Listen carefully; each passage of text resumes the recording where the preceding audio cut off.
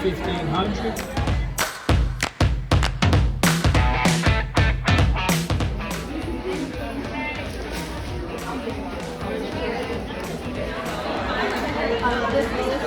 The biggest thing is to provide programming for those little light bulbs to come on in their head, and I've seen so many light bulbs come on today.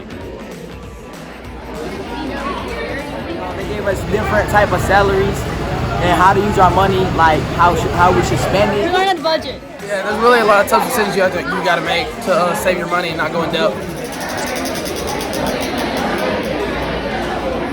So you broke your leg, you gotta pay $250. So you can come over here?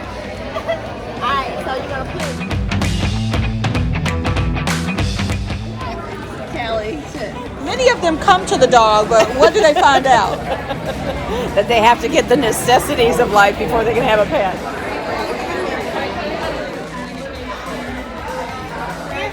We find it important to educate our youth so they can have a better chance at becoming financially stable at a younger age. It's very important to understand that you can't own a home or an apartment without utilities.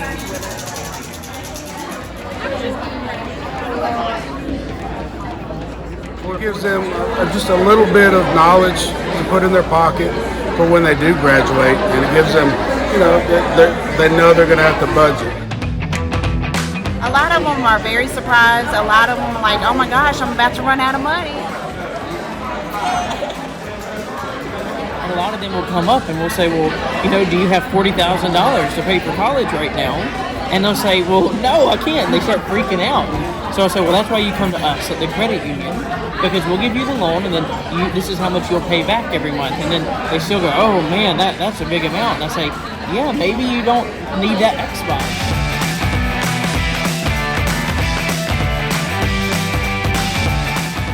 Radio Mississippi Air National Guard loves to support this effort for our kids.